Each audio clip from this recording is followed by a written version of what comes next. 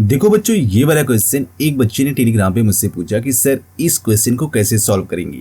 यहाँ पर A B plus C is equal to 2020 दिया है और A plus B C is equal to 2021 दिया है। ठीक है, तो यहाँ पर हमें ए बी सी की वैल्यू फाइंड आउट करना है। तो ये क्वेश्चन इंटरनेशनल मैथ ओलंपियाड में पूछा गया था, तो इसको सॉल्व करेंगे। तो क्वेश्चन को देखने के बाद में आपको ऐसा लग रहा होगा ये क्वेश्चन तो ईजी है, दोनों क्वेश्चन को सॉल्व करेंगे और ए बी सी की हमें वैल्यू मिल जाएगी। लेकिन दिखने में जितना इजी दिख रहा है वो है नहीं। यहाँ पर हमें दो इक्वेशन पता है और दो इक्वेशन में तीन वेरिएबल हैं। तो देखो, जब हमारे पास में जितने वेरिएबल होते हैं उतने ही अगर इक्वेशन पता होते हैं तो हम उसको इजीली सॉल्व कर सकते हैं। ठीक है, तो थोड़ा सा इसमें लॉजिक लगाना पड़ेगा।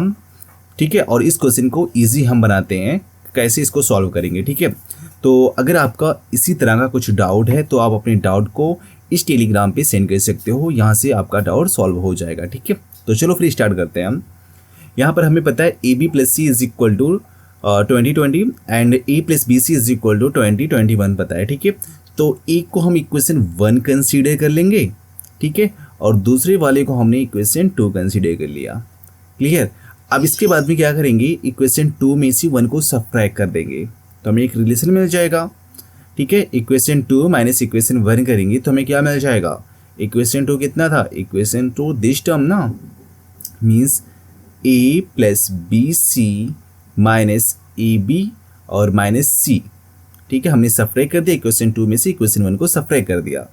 अब ये बताओ 2021 में से जब हम 2020 को सब्ट्रैक्ट करेंगे दैट इज़ 1 मिल जाएगा। ठीक है, अब यहाँ पर देखो ए इसमें है ए इसमें है तो इन दोनों को पास में लिखते हैं, means a minus a b और इसको means b c minus C is equal to 1। ठीक है, अब हम ए कॉमन किया, हमने ए कॉमन कर लेते हैं, क्या मिल जाएगा 1 माइनस बी और यहाँ से माइनस सी कॉमन करेंगे, माइनस सी हमने कॉमन किया तो क्या मिल जाएगा माइनस सी।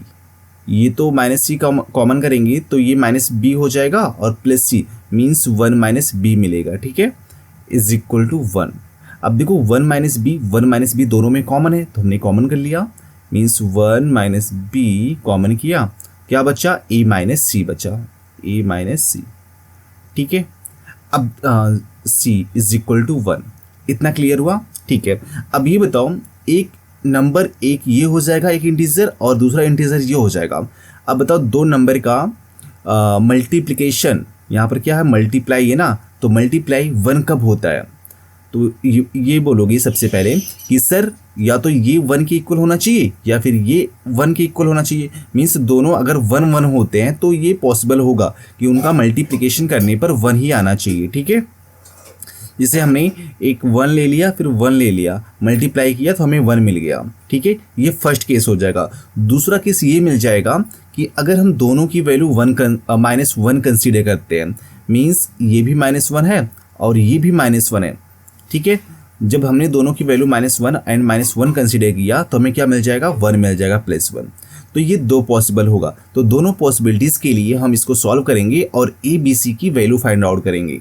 ठीक है, तो फर्स्ट केस क्या हो जाएगा, हम यहाँ पे लिखोगे case first 1 minus b is equal to 1 हो जाएगा and a minus C is equal to 1। ठीक है, जब दोनों 1 होंगे तो दोनों को मल्टीप्लाई करेंगे तो हमें 1 मिल जाएगा। ठीक है, अब यहाँ से देख के बताओ, यहाँ से b इज इक्वल टू क्या मिल जाएगा, b इज इक्वल टू 0 हो जाएगा ना यहाँ से। ठीक है, b इज इक्वल टू 0। अब बताओ b इज इक्वल टू जब 0 मिल गया है तो हम इक्वेशन 1 से c की वैल्यू फाइंड आउट कर सकते हैं ना। ठीक है, तो यहाँ पर लिखोगे फ्रॉम इक्वेशन 1, फ्रॉम इक्वेशन 1। तो इक्वेशन 1 कितना है, a B plus C is equal to 2020। ठीक है, b को 0 किया तो ये भी 0 हो जाएगा, means 0 plus C is equal to 2020। तो c इज इक्वल टू क्या मिल जाएगा 20। c की वैल्यू मिल गया। ठीक है, इसके बाद में c की वैल्यू इस वाले इक्वेशन में हम पुट करेंगे और यहाँ से a की वैल्यू फाइंड आउट कर लेंगे। तो बताओ a इज इक्वल टू यहाँ से कितना हो जाएगा, a minus C is equal to 1 है तो a is equal to 1 plus C हो जाएगा। ठीक है, तो 1 प्लस सी की वैल्यू 20 ठीक है। तो ये क्या हो जाएगा 21। तो ए की वैल्यू कितना मिल गया 21। तो यहाँ से फर्स्ट वाले केस से हमने क्या निकाला ए बी और सी की वैल्यू हमने फाइंड कर लिया। कितना आ गया ए की वैल्यू आया 21 आया और बी की वैल्यू आया 0 आया और सी की वैल्यू आया 20 आया। ठीक है, तो हमें ए बी सी की वैल्यू मिल गई। अब इसके बाद में हमारा केस सेकेंड होगा। केस सेकेंड को हम सॉल्व करेंगे जब दोनों निगेटिव में होंगे। ठीक है, तो यहाँ पर लिखता हूँ केस सेकेंड। ठीक है, केस सेकेंड में क्या हो जाएगा जब 1 माइनस बी निगेटिव होगा। Negative means 1 minus b is equal to -1 and a minus C is also -1। ठीक है, तभी जब दोनों को मल्टीप्लाई करेंगे तो हमें 1 मिल जाएगा। अब यहाँ से बताओ फर्स्ट वाले से, यहाँ से बी को इधर सेंड करेंगे, इधर भेजेंगे और उसके बाद में -1 तो क्या मिल जाएगा b इज इक्वल टू 2 मिल जाएगा। b की वैल्यू 2 मिल गया। ठीक है, इसके बाद में b की वैल्यू 2 मिल गया है तो इक्वेशन 1 देखो, इक्वेशन 1 और इक्वेशन 2 में b की वैल्यू को पुट कर देते हैं। ठीक है, तो हमने यहाँ पर इक्वेशन 1 उठाया। इक्वेशन 1 कितना था, यहाँ पर लिखोगे फ्रॉम इक्वेशन 1। तो इक्वेशन 1 कितना था a B plus C is equal to 20। ठीक है, b की वैल्यू 2 आया है तो क्या हो जाएगा 2a plus C is equal to 20 और 20 हो जाएगा। ठीक है, इसको इक्वेशन हम ए कंसीडर कर लेते हैं। उसके बाद में हम सेकेंड वाले इक्वेशन में b is equal to 2 put करते हैं। सेकेंड वाले इक्वेशन में b is equal to 2 put करेंगे तो कितना मिल जाएगा, means a plus 2c is equal to 21 मिल जाएगा। This is equation b. अब देखो दोनों में लीनियर इक्वेशन मिल गया। अब इस इक्वेशन को हम सॉल्व करेंगे।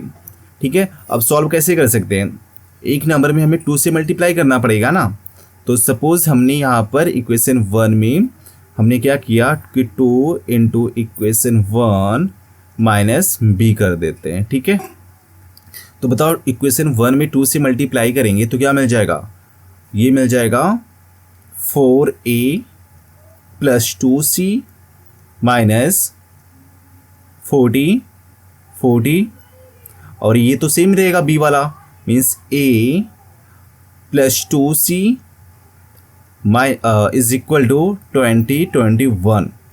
ठीक है, सब्ट्रैक्ट करेंगे तो ये तो कैंसिल आउट हो जाएगा और 4a माइनस a कितना मिल जाएगा 3a इज इक्वल टू, जब इसको सब्ट्रैक्ट करेंगे तो 10 माइनस 1 9 मिल गया, 3 माइनस 2 1 मिल जाएगा। दिस इज 0 और 4 माइनस 2 219। ठीक है, जब हम इसको दोनों साइड में 3 से डिवाइड करते हैं ना तो क्या मिल जाएगा a इज इक्वल टू 3 6 जा, ठीक है 2 मिल जाएगा, 3 7 जा और 3 3 जा 9, तो a इज इक्वल टू कितना मिल गया 673। ठीक है, अब a की वैल्यू जब हमें पता हो गया है तो इसके बाद में हम c की वैल्यू फाइंड आउट कर सकते हैं दिस इक्वेशन से। ठीक है, तो हम क्या पुट करेंगे a minus C is equal to -1, तो c इज इक्वल टू कितना हो जाएगा, c इज इक्वल टू हो जाएगा 1 प्लस a हो जाएगा। c को हमने इधर किया, 1 को इधर किया तो a प्लस 1। ठीक है, अब c 1 लिखा, a की वैल्यू 673 मिल गया, तो c इज इक्वल टू कितना मिल जाएगा, c इज इक्वल टू मिल जाएगा 674। तो यहाँ से भी हम a b c की वैल्यू हम दोनों कंडीशन से फाइंड आउट कर सकते हैं। ठीक है, means a is equal to कितना आप लिखोगे 673 और b is equal to 673 and b is equal to 2 and c is equal to 674। ठीक है, तो आप जो यहाँ पर ए बी सी की वैल्यू आया है, ठीक है, यहाँ पर भी और यहाँ पर भी जो ए बी सी की वैल्यू आया है, ठीक है, आप दोनों इक्वेशन में किसी भी इक्वेशन में पुट करोगे तो दोनों वैल्यू दोनों केसेस में सेटिस्फाई करेंगे। ठीक है, तो इस तरह से हम इसकी वैल्यू फाइंड आउट कर सकते हैं इंटीजर। ठीक है, तो चलो फिर बाय बाय।